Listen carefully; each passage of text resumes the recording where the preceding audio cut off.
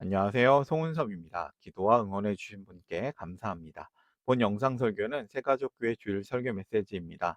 교회 성도님들과 신앙생활의 새가족을 위한 쉬운 메시지를 전합니다. 새가족교회 주일 메시지를 전하고 있습니다.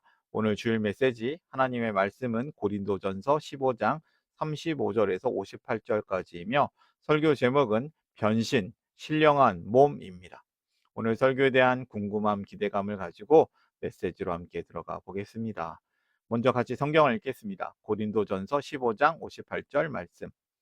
그러므로 나의 사랑하는 형제자매 여러분, 굳게 서서 흔들리지 말고 주님의 일을 더욱 많이 하십시오.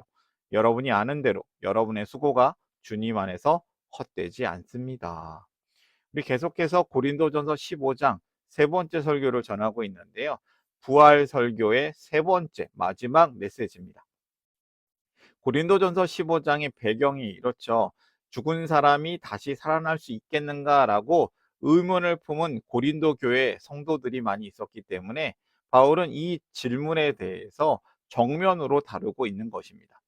당시 1세기에는 헬레니즘 철학의 시대였습니다. 헬레니즘은 영혼과 육체를 나누어서 보는 철학이었죠.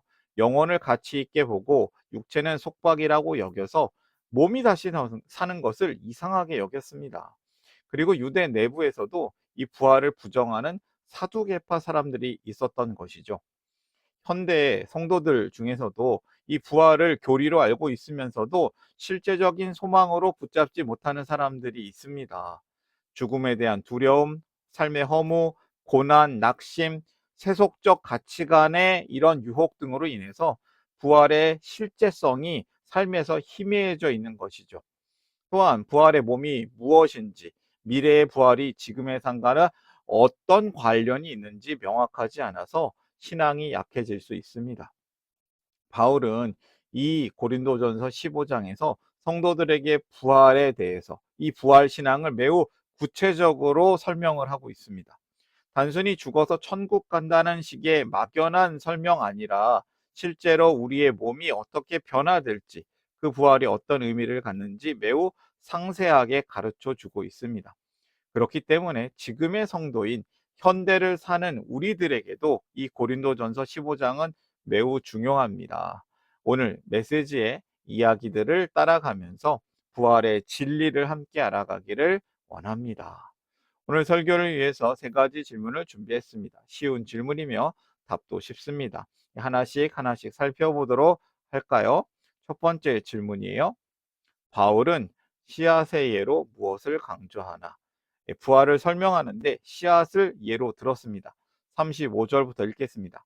그러나 죽은 사람이 어떻게 살아나며 그들은 어떤 몸으로 옵니까?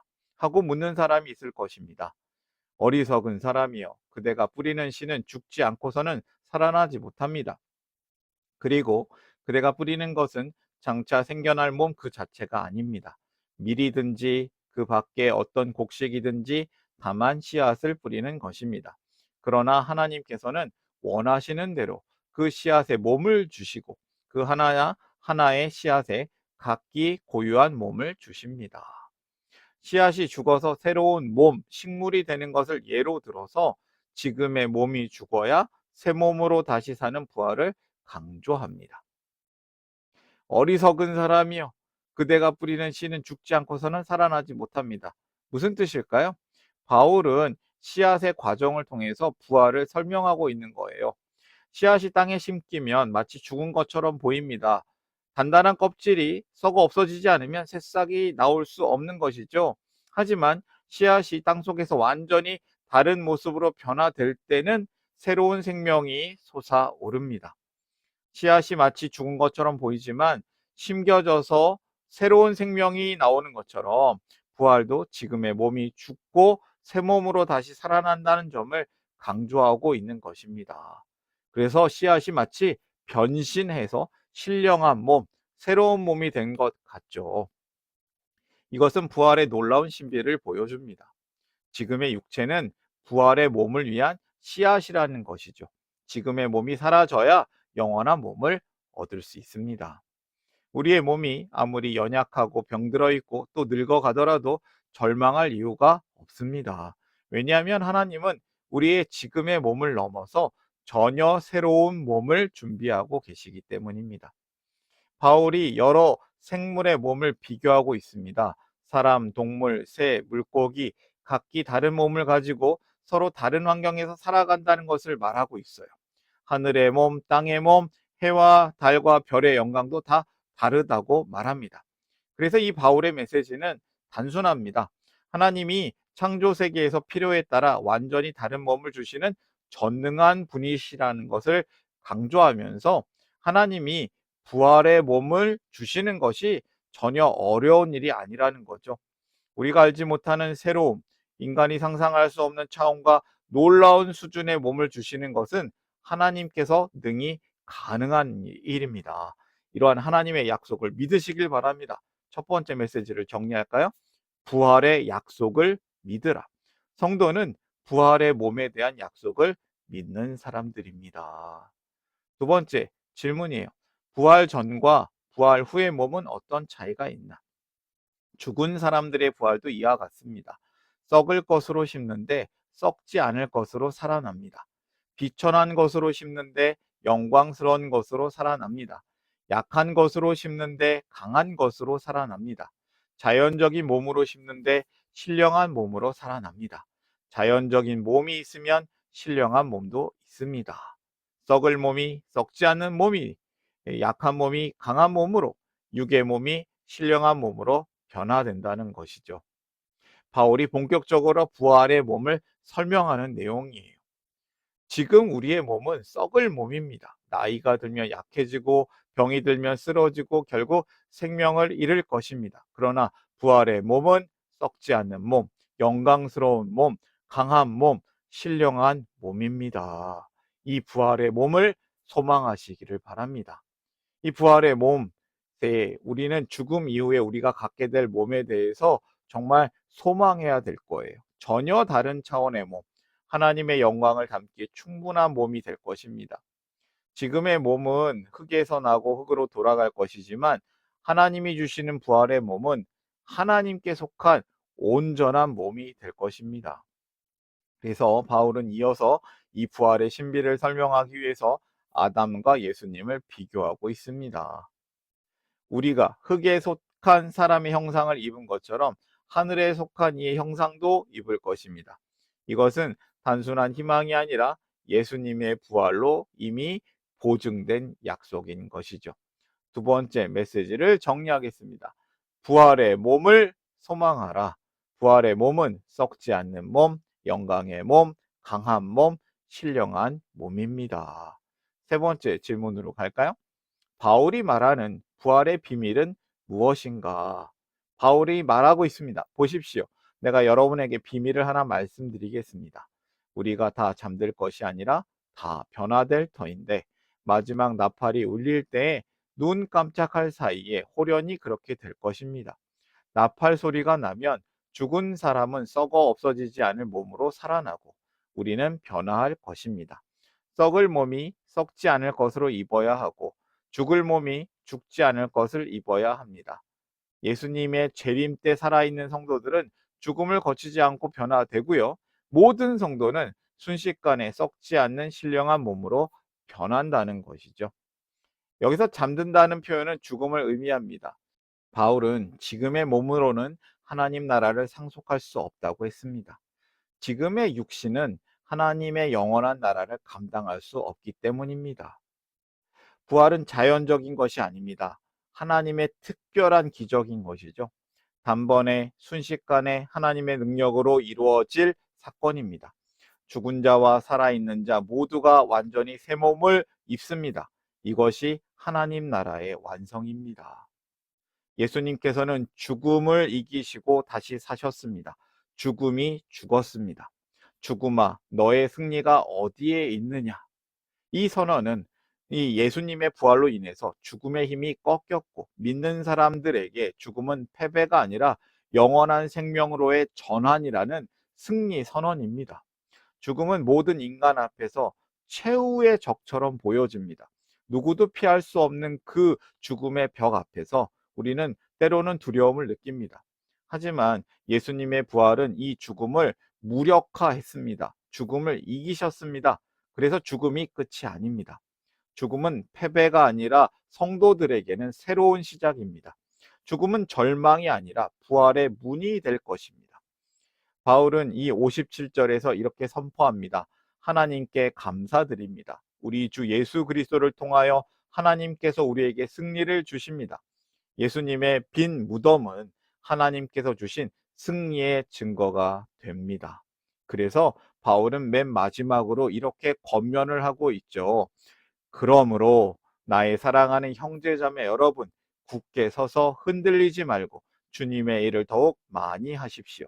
여러분이 아는 대로 여러분의 수고가 주님 안에서 헛되지 않습니다. 우리가 흔들릴 수 없습니다. 우리가 낙심할 수 없습니다. 왜냐하면 하나님께서 우리를 보증하시기 때문입니다. 그런데 우리가 왜 때때로는 흔들리죠?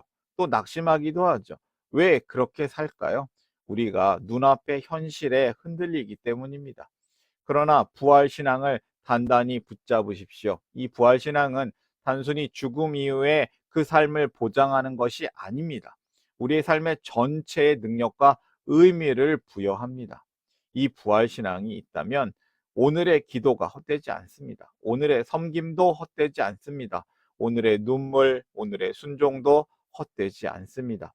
하나님은 모든 것을 기억하시고 부활의 영광으로 반드시 보상하실 것이기 때문입니다.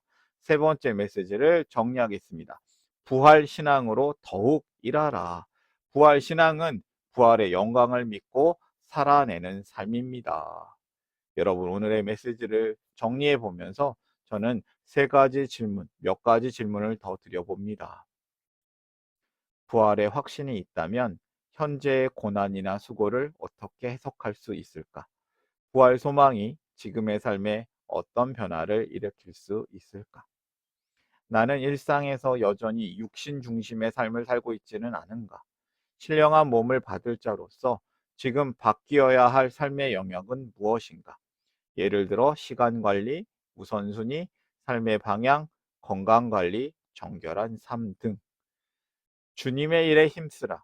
주 안에서 하는 수고는 헛되지 않다라는 말씀을 믿는다면 이번 한 주 사랑의 실천을 더욱 기쁘게 감당할 수 있는 것은 무엇인가? 이 말씀을 우리가 생각하면서 이 질문을 생각하면서 우리의 삶에 적용하기를 원합니다. 오늘의 메시지를 다시 정리하겠습니다. 부활의 약속을 믿으라. 성도는 부활의 몸에 대한 약속을 믿는 사람들입니다. 두 번째, 부활의 몸을 소망하라. 부활의 몸은 썩지 않는 몸, 영광의 몸, 강한 몸, 신령한 몸입니다. 세 번째, 부활 신앙으로 더욱 일하라. 부활 신앙은 부활의 영광을 믿고 살아내는 삶입니다. 오늘 메시지를 마음에 담고 삶으로 결단하면서 함께 기도하기를 원합니다. 당신의 선한 일을 위하여 우리를 작품되게 하시고 새로운 가족 되게 하시고 새로운 삶을 살게 하시네.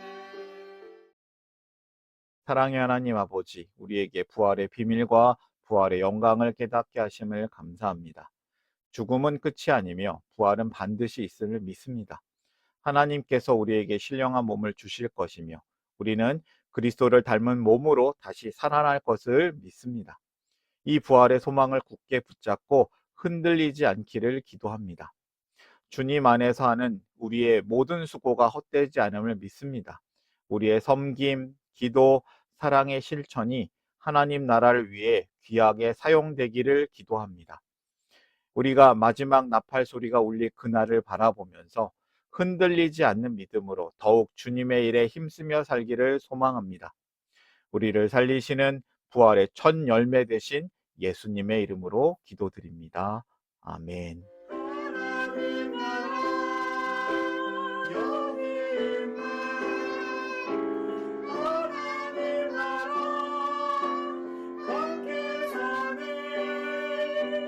예수님 노래하네.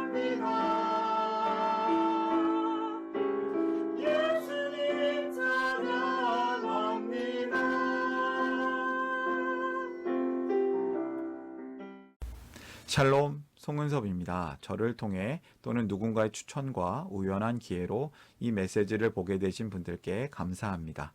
모든 성도님들은 하나님 나라의 새가족이십니다.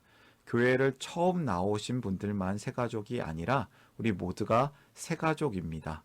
왜냐하면 우리가 하나님 나라에서 새로운 관계가 된 새로운 가족 공동체이기 때문입니다. 본 설교는 새가족교회 공동체 새가족과 후원자를 위한 메시지이며 기독교를 잠시 떠났거나 새롭게 시작하시는 분들을 위한 쉬운 메시지이기도 합니다. 혹시 새가족교회의 가족, 새가족 또는 후원자가 되기를 원하시는 분들은 이메일로 카카오톡 아이디로 연락을 주시면 감사하겠습니다. 오늘의 메시지 하나님의 은혜가 넘치시기를 바랍니다. 사랑합니다. 축복합니다.